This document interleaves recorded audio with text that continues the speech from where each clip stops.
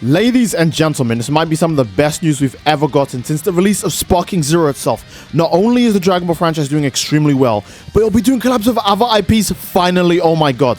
Not only is this huge for Dragon Ball since it just never does collabs with anything ever in general, but now DLCs for older games, newer games, and other anime products will feature some of our favorite anime characters in all of human history. And all of this information comes straight from this one article. I cannot believe this is so under the radar. Dragon Ball is already doing absurdly well, making a huge whopping, like I think 190 billion in the financial year, which is absurd. I think that's the highest media in Japan that's ever reached that. So Dragon Ball has set a new milestone as well. But on top of that, it's not enough to win this big. They're already saying, hey, we're going to collab with other IPs. We saw Fate and Honkai Star Rail. We want a piece of that pie too. It's going to be enormous.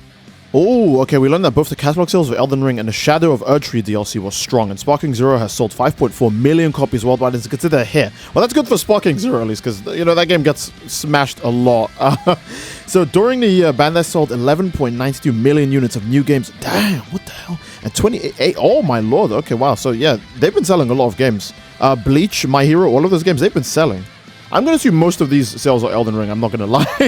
I'm going to assume most of these sales are just Elden Ring. So this would be games like Bleach, My Hero, Once Justice 2, Ultra Rumble, Xenoverse, Fighters, Sparking Zero. It's any game that they've released in the last few years. Yes, even you, Dragon Ball The Breakers. Holy crap, I didn't even take that into consideration. We also read that in preparation for the midterm plan that started in April 2025, the company aims to develop games that can meet the expectation of fans who value quality.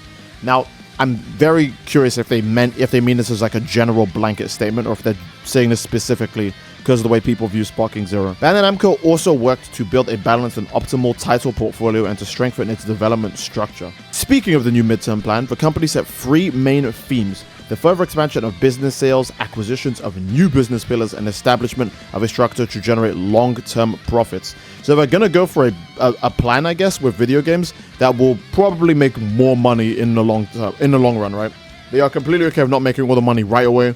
They want people to be able to keep buying these games forever. Sparking Zero, I'm gonna be right. I don't think Sparking Zero's done its job when it comes to that department, but they clearly are taking into account that they want people to play games for much longer. So we might see more games like Xenoverse. Xenoverse 3 might actually come out, or we'll get a new game like Dragon Ball Mega Battle Z, and it'll be like a live service game or something, right? So curious about what they mean by that.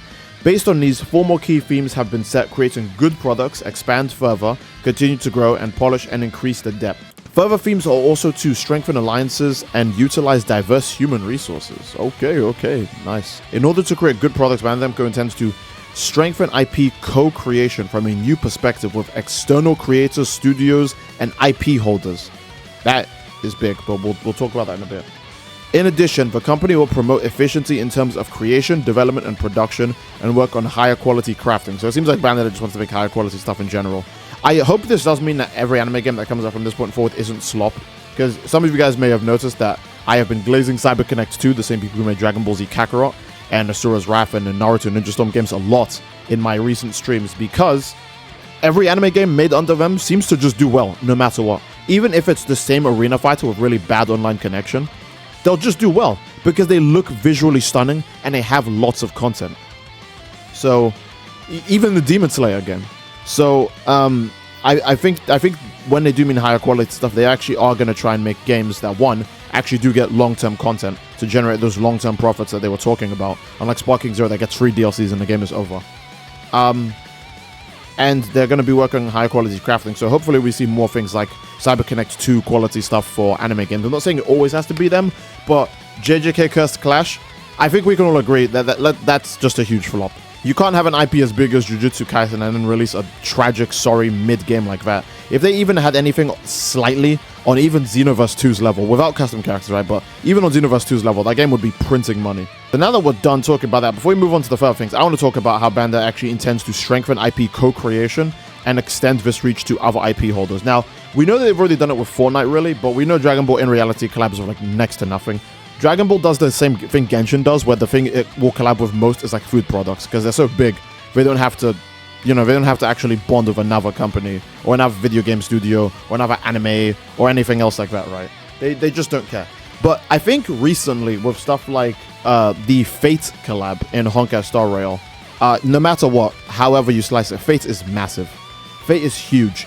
Dragon Ball, like Dragon Ball Z Dokkan Battle, one of the biggest money makers Dragon Ball has, period, right? Dokkan Battle consistently loses to Fate all the time when it comes to sales. Sometimes it's #1 top grossing, sometimes, right? But consistently, most of the time, it just loses to Fate.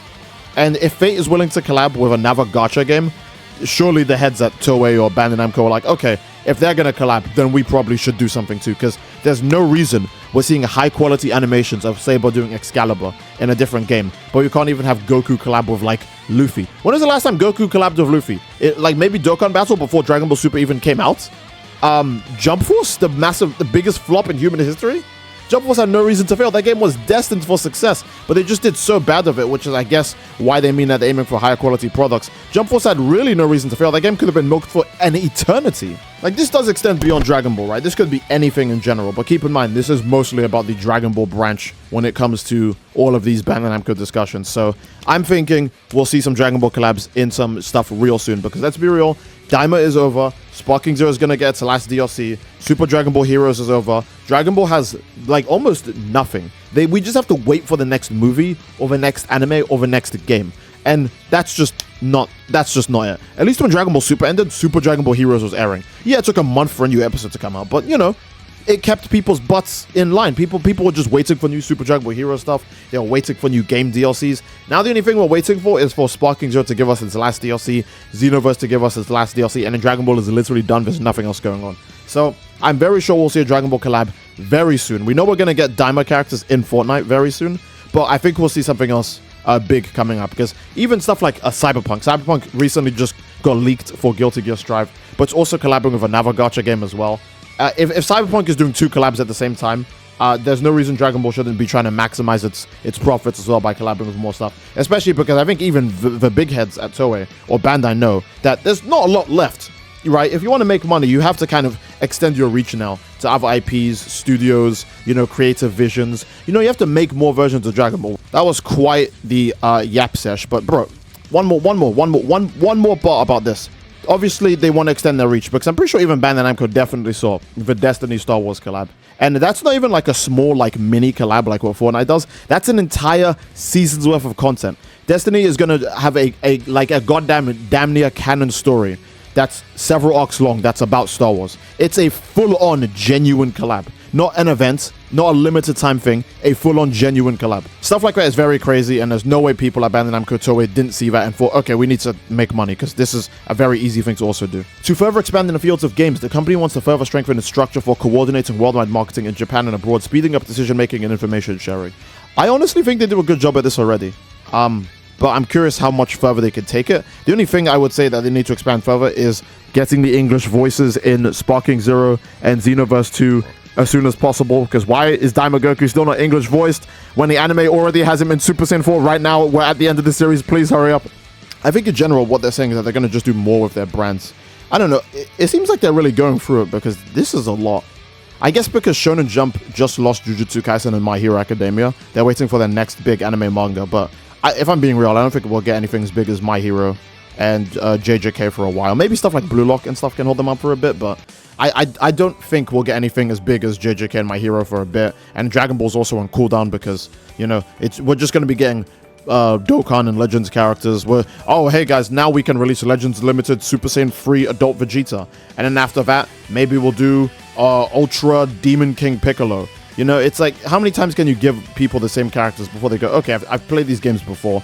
Let me get something actually new in my game, you know? Oh, guys, look, another Super Vegito. It's like, yeah, don't get me wrong, that's cool. He'll probably be meta, you know? He probably has really great link skills with Vegito Blue, right? Or something, or the last Super Vegeta that came out. But at the same time, some people just want new characters. People want new characters, they want new game modes, they want exciting, new, fun things to do. In terms of polishing and increasing the depth, Bandai Namco wants to actively promote research and utilization of new technologies through discussions and collaborations between external partners, its own studios, and its research and development department. So there's more stuff about collabs here as well. I don't really like the phrasing, promote research, utilization of new technologies, because I feel like that's usually just AI stuff, and it never works ever. But I'm curious about everything else going on there. If you'd like to compare these results with the historical data, you can read our report about the first 9 months of the fiscal year based on the data released in February. Other gaming companies have also already announced their results. this quarter, including Koei Tecmo, Microsoft, Electronic Arts, and Nintendo. I'm sure Nintendo is just drinking money right now, bro. I didn't even have to check that. You can expect more reports on this topic over the coming couple of weeks. So, yeah, I'm very curious what we'll see from Bandai Namco in a bit. Or, yeah, I'm very curious what we'll see from Bandai Namco in a bit, because this is a very promising article. I actually really like the idea that Dragon Ball has seen... Dragon Ball's not just got its eyes closed. I think they do want to do more of Dragon Ball, and now, especially because there's barely anything left. You know, Toriyama just passed. They don't have that many creative visions probably left in the studio. So this is their best bet to actually do more of the IP. So maybe Dragon Ball will become the new Street Fighter, where it just collabs with literally everything. I wouldn't be surprised if Dragon Ball just becomes a new Street Fighter. Dragon Ball is as iconic as Street Fighter, if I'm being honest. Maybe even more iconic. You see people do the Hadouken stance and confuse it with Kamehameha. You see people do Kamehameha and confuse it with Hadouken. They're both similar levels of iconography. So I think Dragon Ball could actually benefit from doing a Street Fighter by just collabing with everything. Definitely a Fortnite collab, and maybe a collab with a gacha game in the coming years. Maybe a collab with, I don't know, another anime soon. I don't know if we'll get a Jump Force anytime soon, because Jump Force was smelly and definitely too scared to try and move like that again. But yeah, I actually like that this article does go into the fact that Bandai Namco, Toei, whoever again, really, they are down for spreading their wings, trying out the taste of other things. And that's good news to me, because again, as someone who likes Dragon Ball, as a Dragon Ball fan, and as a Dragon Ball content creator, I really want to title a video, Ultra Instinct Goku and Gear 5 Luffy team up goes crazy, or some stupid crap like that. You know, as a Dragon Ball content creator, I do actually want more out of Dragon Ball. Obviously, it benefits me as well. But overall, for the fan base, there's really nothing going on. It's just people doom posting about Sparking Zero 24/7. I don't blame them. People are now glazing Xenoverse 2. I never thought this day would come. You know, we're in the darkest timeline when we're glazing Xenoverse 2, when the new Dragon Ball game isn't even a year old. It's not even a year old. This didn't happen with Fighters. It didn't happen with Kakarot. It didn't even happen with Breakers. It happened with Sparking Zero. So I think this is a good place to end the video. You guys let me know what you think in the comment section down below. But I am just happy to know that maybe in the coming weeks, months, something we'll see. Because after all, the Daima DLC is released for both Kakarot, Xenoverse 2, and Sparking Zero. That's it. That's all of Dragon Ball's big game console content just gone. So, curious. I'm very curious to see where we go. And that will be it. I do love you all. I hope you all enjoyed, and I will see you fellas all next time. Take care and peace.